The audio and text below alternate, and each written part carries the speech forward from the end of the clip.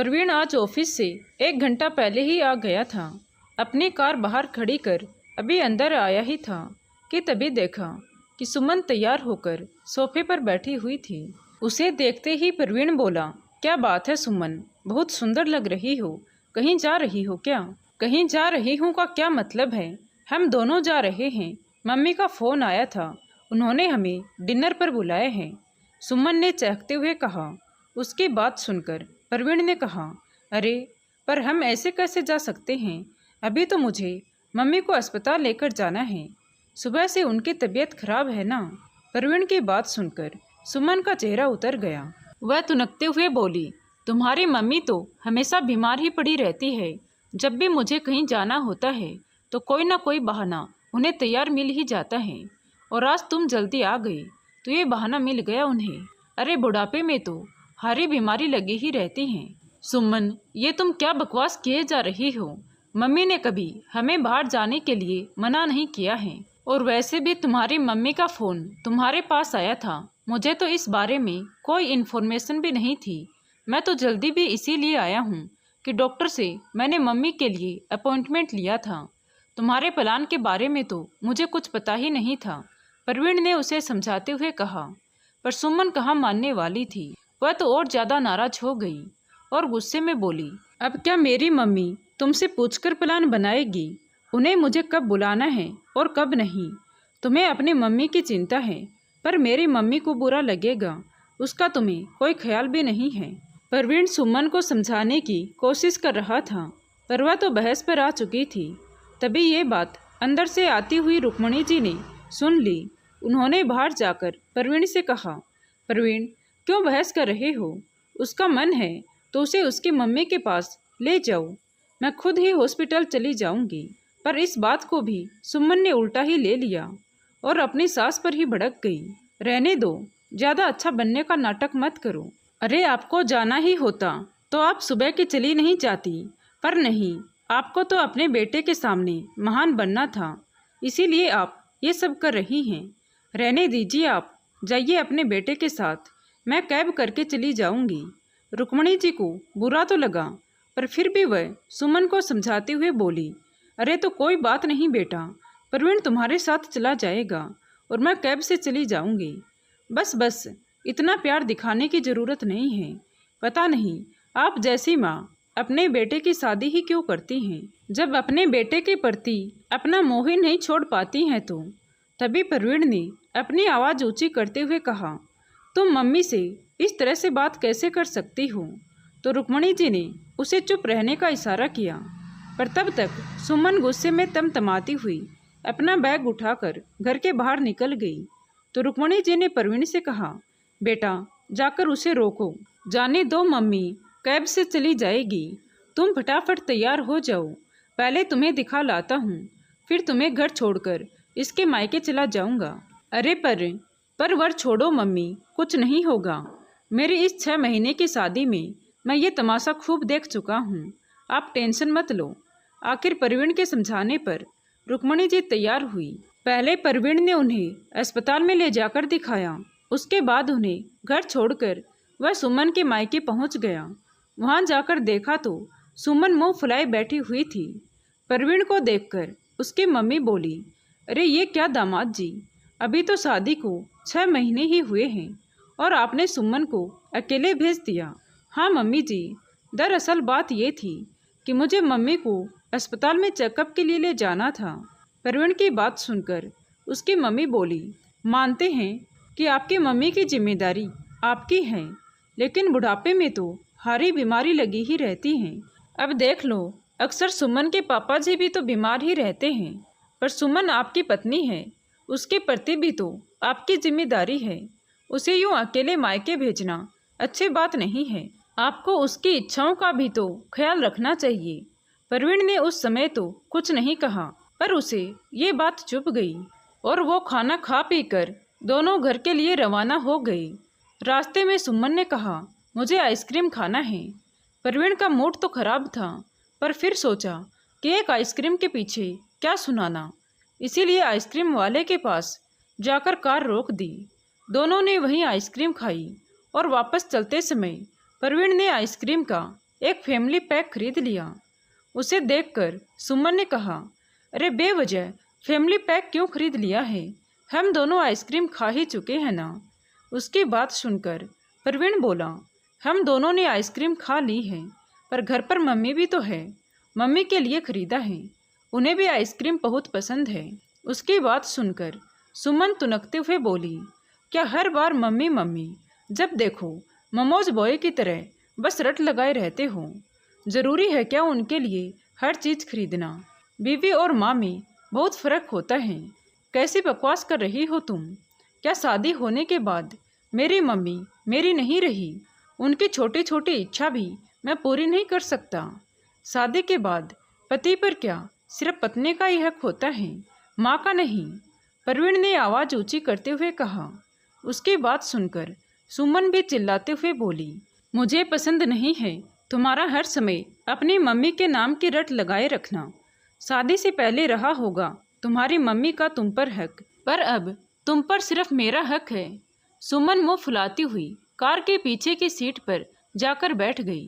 प्रवीण ने उसे कुछ भी समझाने की कोशिश नहीं की और चुपचाप ड्राइविंग सीट पर आकर बैठ गया और कार स्टार्ट कर घर की ओर चल पड़ा। घर पहुंचने के बाद सुमन कार से निकली और जोर से कार के दरवाजे को बंद किया और पैर पटकती हुई सीधी अपने कमरे की तरफ चली गई। रुक्मणी जी समझ गई थी कि दोनों में फिर से झगड़ा हुआ है। प्रवीण भी घर में घुसा तो उसका भी मूड खराब था। आखिरकार रुक्मणी जी ने चुप रहना ही ठीक समझा। आखिर इतने दिनों में वह इन सब चीज़ों की आदी हो चुकी थी। रुक्मणी जी अपने कमरे में जाकर लेट गई और प्रवीण अपने कमरे में आकर लेट तो गया था, पर नींद उसकी आंखों से कोसों दूर थी। 6 महीने पहले ही तो उसकी शादी सुमन से हुई थी। शुरू से ही एकल परिवार में पली बड़ी सुमन जिद्दी स्वभाव की थी। उसका मानना था कि पति पर सिर्फ पत्नी का ही अधिकार होता है। अगर प्रवीण अपनी मम्मी के पास आकर बैठ जाता या फिर अपनी मम्मी को लेकर मंदिर या किसी रिश्तेदार के घर जाता तो सुमन को बिल्कुल अच्छा नहीं लगता। इस बात को लेकर वो कई बार प्रवीण और उसकी मम्मी से लड़ पड़ती थी और सबसे बड़ी बात, सुमन की मम्मी भी उसे समझाने की जगह उसी का साथ देती और ये कहकर पल्ला झाड़ लेती, अरे ये तो बच्ची है, आने वाले वक्त में खुद ही संभल जाएगी, आप लोग इसे थोड़ा प्यार से हैंडल किया करो। वैसे कहना गलत भी नहीं है कि पति पर सिर्फ पत्नी का अधिकार होता है। प्रवीण जी, आप ही ऐसा कुछ करते होंगे जिसके कारण उसे ऐसा महसूस होता होगा, इसी कारण वो आप लोगों को अपना नहीं पा रही है। प्रवीण के भी मन में आ रहा था कि अब तो आर या पार का फैसला करना ही पड़ेगा, अन्यथा उसकी और उसकी मम्मी की जिंदगी बर्बाद हो जाएगी। कुछ सोचकर और फैसला कर प्रवीण सो गया। सुबह उसकी नींद जल्दी खुल गई क्योंकि वह जानता था कि रुक्मणी जी जल्दी उठ जाती है, तो अपने कमरे में से निकलकर रुक्मणी जी के पास गया। उस समय रुक्मणी जी अपने लड्डू गोपाल को तैयार कर रही थी। प्रवीण उनके पास जाकर बैठ गया। कुछ देर वहीं बैठे बैठे वह रुक्मणी जी को गौर से देखने लगा। मम्मी कितने प्यार से लड्डू गोपाल को तैयार कर रही थी, ठीक वैसे ही जैसे बचपन में उसे तैयार किया करती थी। प्रवीण अचानक ही बोल पड़ा, अपने लड्डू गोपाल का तो बड़ा ध्यान रखती हो मम्मी, अपने बेटे का तो बिल्कुल नहीं। उसे वहां देखकर रुक्मणी जी ने कहा, तेरा भी तो रखती थी बेटा, और अब भी तू मेरे लिए मेरा बेटा ही है। पर अब शायद कहते कहते रुक्मणी जी चुप हो गई। फिर बोली, क्या बात है बेटा, आज जल्दी कैसे उठ गया? हाँ माँ, आज मैंने कुछ फैसला किया है और उसमें मुझे आपका साथ चाहिए होगा। प्रवीण की बात सुनकर रुक्मणी जी ने उसकी तरफ हैरानी से देखा और फिर कहा, मैं कुछ समझी नहीं, आखिर किस चीज़ का फैसला लिया है तूने? मम्मी, सुमन को सबक तो सिखाना ही पड़ेगा, आखिर कब तक सहन करते रहेंगे हम लोग? उसके बात सुनकर रुक्मणी जी ने लंबी सांस लेते हुए कहा, बच्ची है वो, वक्त के साथ संभल जाएगी। नहीं मम्मी, बच्ची नहीं है वो, कोई दूध पीती बच्ची से शादी नहीं हुई है मेरी। 25 साल की जवान लड़की है जिसे हर चीज़ की समझ होती है। अगर अभी नहीं समझाया तो उसका ये बचपना जिंदगी भर नहीं जाएगा। उसके मम्मी पापा तो समझ नहीं रहे हैं, पर आप तो कम से कम मेरा साथ दो। ठीक है बेटा, जो तुम बोलेगा मैं वैसा ही करूँगी। अपने लड्डू गोपाल के सामने प्रॉमिस करो। प्रवीण ने अपना हाथ आगे बढ़ाते हुए कहा तो रुक्मणी जी के चेहरे पर मुस्कुराहट आ गई और उन्होंने अपना हाथ प्रवीण के हाथ में रखते हुए कहा, चल ठीक है बाबा, मैं मेरे लड्डू गोपाल के सामने तुमसे प्रॉमिस करती हूँ। रुक्मणी जी का आश्वासन पाकर प्रवीण ने उन्हें कुछ समझाया और उसके बाद वापस अपने कमरे में आ गया। थोड़ी देर बाद उसने सुमन को जगाया। सुमन कुलमुलाती हुई बिस्तर से उठी और बोली, क्या हुआ प्रवीण, क्यों इतना जल्दी जगा रहे हो? प्रवीण ने तैयार होते हुए कहा, सुमन मुझे ऑफिस जाना है, फटाफट मेरा नाश्ता बना दो। उसकी बात सुनकर सुमन बोली, नाश्ता बना दो? भला मैं क्यों बनाऊं नाश्ता, रोज़ तो मम्मी जी बना देती है ना। हाँ, पर आज मम्मी ने मना कर दिया है। क्यों? उसकी बात सुनकर सुमन का सिर चकरा गया। मतलब मम्मी मेरा नाश्ता क्यों बनाएगी? मेरा नाश्ता तो तुम बनाओगी, आखिर तुम मेरी पत्नी हो। जब शादी के बाद पति पर पत्नी का अधिकार ज़्यादा होता है तो उसकी सारी जिम्मेदारी भी पत्नी की ही होती है, इसीलिए उन्होंने मना कर दिया। प्रवीण की बात सुनकर आखिर सुमन को उठना ही पड़ा और जाकर रसोई में काम पर लग गई। पर आज सुमन बहुत खुश थी, आखिर उसके मन की मुराद पूरी हो रही थी। अब उसके पति पर सिर्फ उसका अधिकार था। मम्मी जी ने अपने आप ही अपना अधिकार छोड़ दिया। खैर, उस दिन तो सुमन ने बड़ी खुशी खुशी प्रवीण का सारा काम कर दिया। शाम को प्रवीण ने सुमन के साथ घूमने का प्रोग्राम बनाया और दोनों पति पत्नी घूमने चले गए। जब दोनों होटल में खाना खाने गए तो सुमन वॉशरूम में गई हुई थी। उसी समय उसके मोबाइल पर उसकी मम्मी का फ़ोन आया, पर प्रवीण ने फ़ोन काट दिया और उसका फ़ोन स्विच ऑफ कर दिया। जब उसकी मम्मी का फ़ोन प्रवीण के फ़ोन पर आया तो प्रवीण ने ये सोचकर फ़ोन उठा लिया कि कहीं कोई इमरजेंसी ना हो, पर जब ऐसा कुछ नहीं लगा तो उसने बता दिया कि वो लोग बाहर खाना खाने आए हुए हैं और सुमन वॉशरूम में है, और ये कहकर उसने फ़ोन काट दिया। और सुमन के आने के बाद भी उसने उसे फ़ोन के बारे में कुछ नहीं बताया। सुमन ने भी आते ही खाना खाना शुरू किया। उसने भी अपना फ़ोन चेक नहीं किया। वापस आते समय सुमन ने अपना फ़ोन देखा तो प्रवीण ने उसे ये कहकर रोक दिया कि तुम मुझसे बात करो ना, फ़ोन में क्या रखा है। घर आकर देखा तो उसकी मम्मी के 4-5 मिस कॉल आए हुए थे। तब प्रवीण ने कहा, मेरी उनसे बात हो गई थी, वो सिर्फ हालचाल पूछने के लिए फ़ोन कर रही थी। ठीक है, मैं उनसे बात करती हूँ। अरे रहने दो ना, तुम मुझसे बात करो, कहते हुए प्रवीण ने उसके हाथों से मोबाइल लेकर एक तरफ रख दिया। कुछ दिन तक यही हाल रहा। रुक्मणी जी भी बस इतना ही बोलती जितना कि उन्हें ज़रूरत होती। इसके अलावा अपने लड्डू गोपाल के साथ या तो अपने कमरे में या फिर अपने आस पड़ोस की सहेलियों के साथ बाहर घूमने निकल जाती। एक दिन सुमन ने प्रवीण से कहा, प्रवीण मुझे मम्मी से मिलने की बहुत इच्छा हो रही है, आज शाम को प्लीज़ घर चलते हैं। अरे रे नहीं, आज मूवी देखने चलते हैं। प्रवीण ने उसकी बात काटते हुए कहा, नहीं नहीं, मूवी फिर किसी दिन देख आएंगे, आज तो मम्मी पापा से मिलने की इच्छा हो रही है। वैसे भी पापा की तबीयत अक्सर ख़राब रहती है। क्या यार, तुम भी ना, मैं तुम्हें मूवी दिखाने के लिए ले जा रहा हूँ और तुम हो कि अपने मायके जाने की बात कर रही हो। नहीं नहीं, मेरा मन रखने के लिए आज तुम मूवी देखने चलो। शाम को दोनों मूवी देखने चले गए। इसी तरह जब भी सुमन अपने मायके जाने की बात करती तो प्रवीण उसे कहीं ना कहीं घुमाने ले जाता। जब तक वह घर में रहता सुमन को फ़ोन पर अपनी मम्मी से बात तक नहीं करने देता। आखिर रविवार के दिन सुबह सुबह ही उसके माता पिता उससे मिलने के लिए उसके ससुराल आ गए।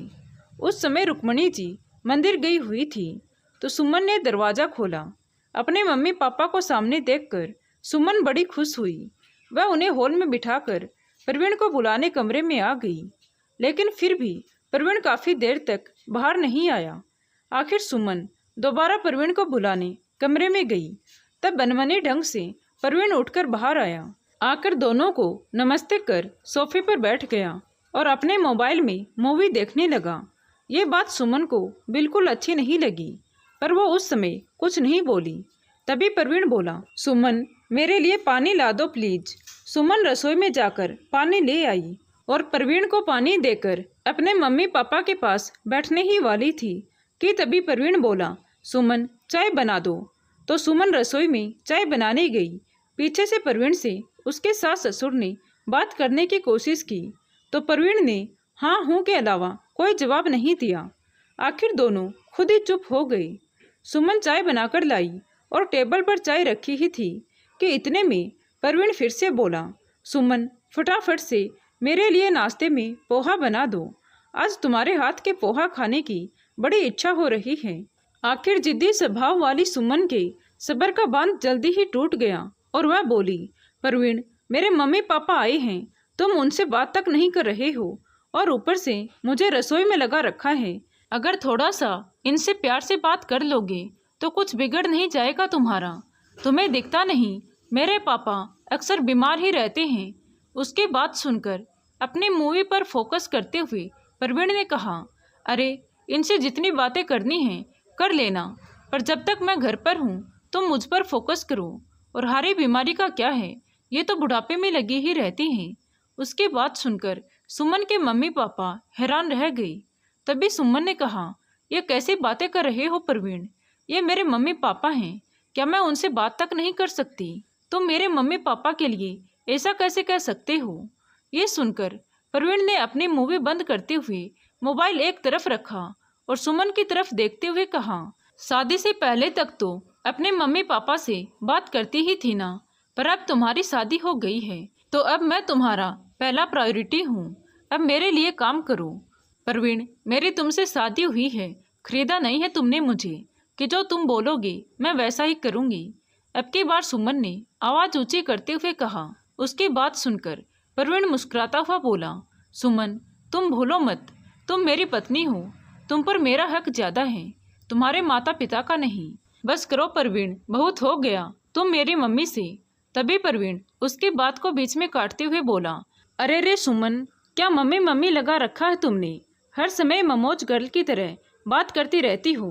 क्यों सुमन, बुरा लग रहा है ना आज तुम्हें? आज मैं भी तो वही सारी बातें बोल रहा हूँ जो तुम मुझे बोलती हो। जो मेरे लिए एडवाइस होती हैं उसे तो तुम पचा भी नहीं पा रही हो। तुम्हारे पेरेंट्स हैं और मेरी मम्मी मेरे लिए कुछ नहीं।